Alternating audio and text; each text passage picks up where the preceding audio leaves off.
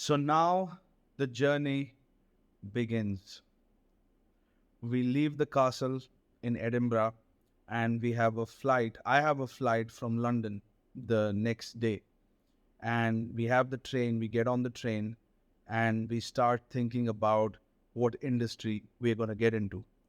And now, by the way, we have received a deadline of performance from Dan Pena that every 10 days or every 15 days we have to reach a milestone. So, major decisions in the project has to be made. For example, which industry are we going to get into? What am I going to get into? What region I'm going to be focusing on? Like so many things that I did not understand. I now understood how to take those decisions, but still I was a bit unsure because I haven't done it.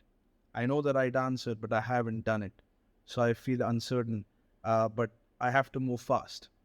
And the other protocol that we are supposed to follow is that we got to listen to Dan all the time, over and over again. So we had the, I was sitting on the train from Edinburgh to London, and I had a laptop and I was listening to Dan over and over again. And so the next step was to pick an industry, which I did in the castle. I decided I'm going to get into healthcare sector, and I hadn't decided where exactly I would be positioned in that sector, and then which is something I had to decide, which I can do as the project goes. But the second thing I had to decide was which region am I going to do this? And I had two options, either India or Dubai. And if I do it, and it was a no-brainer, it was Dubai was the answer because it has more capital available. It has high-profile executives everywhere, and I chose Dubai. If I had UK as an option, if I had USA as an option, if I had any other place in Europe as an option, I would have done that.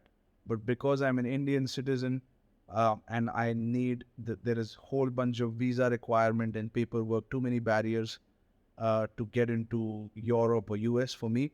So I just decided I'm going to go with what I have in my hand. You got to work with what you have in your hands. So I decided I'm going to go for Dubai. So we have a flight from London to Dubai.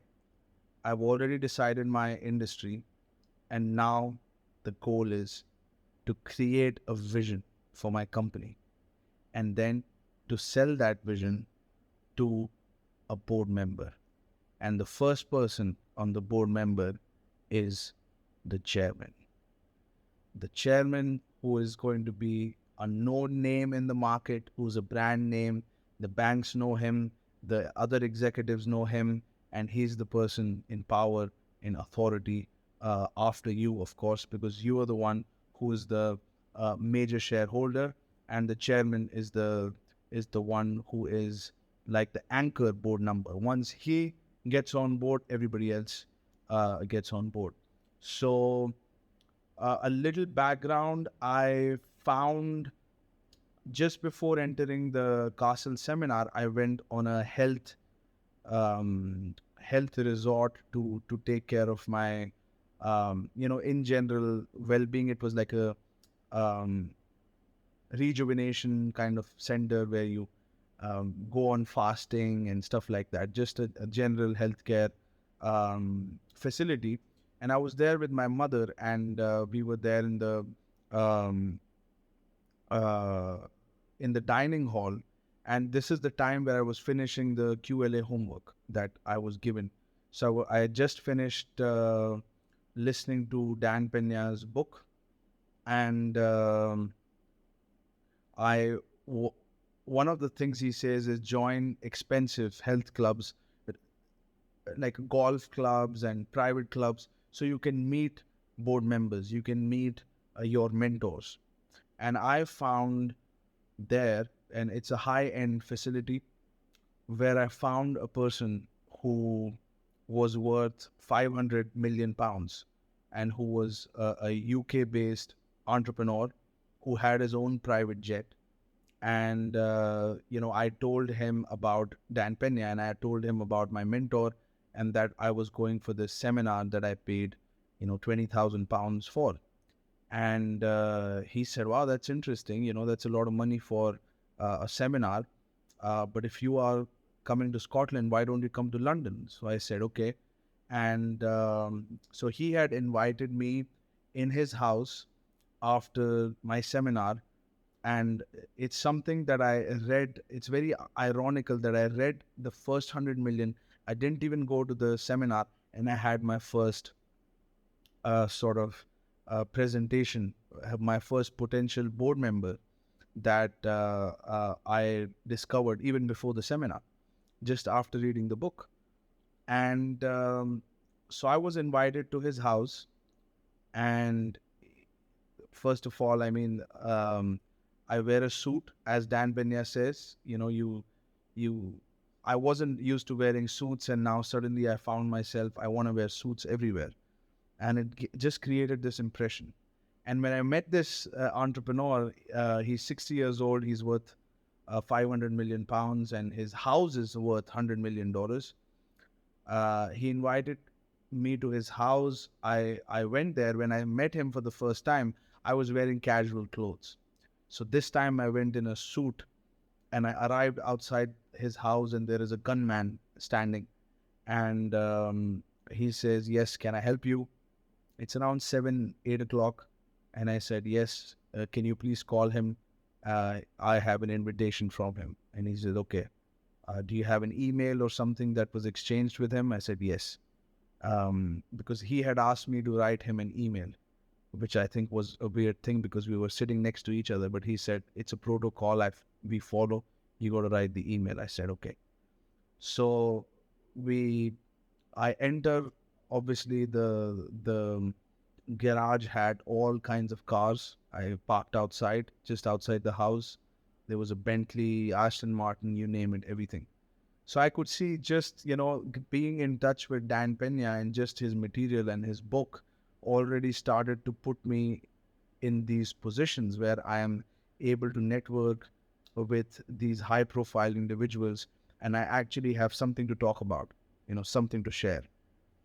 And I go into his house. He's extremely humble. He asks me what I want to drink, and we start talking, and I immediately get into my pitch that I learned from the seminar. And I want him to be my board member, my chairman.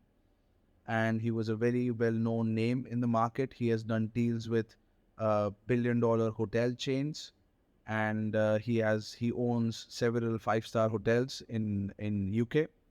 And I was honored to be there, and I pitched him, and then he said yes. And I couldn't believe what I had just done. And he said, whatever you need, you can count on me, and I'll be there for you. Just send me the material that you were talking about, and I will speak to my team, and then, we can talk about it. So I was like, wow, that's great. Within less than 24 hours, I had my first board member. And I proposed him to be the chairman, and he was very happy, and he said he will give me support. And then I left from there. So suddenly, because I did that, because I had accomplished that little thing, and because I quickly took decisions, because remember, I leave Edinburgh, and in a couple of hours, I will be in London where I meet this guy. So it's the same day I leave the castle seminar. So I have the train ride from Edinburgh to London to decide what industry I'm going in and what region I need to get into. So I had to make those decisions, and I need to also prepare a vision in my mind to sell him, and I need to rehearse my pitch that I would give him. So I had a 2 or 3 hours to do all of this and check into my Airbnb and all of that. And the next day I was flying to Dubai. So I met him, and then we sat. He said yes, and then I left for Dubai.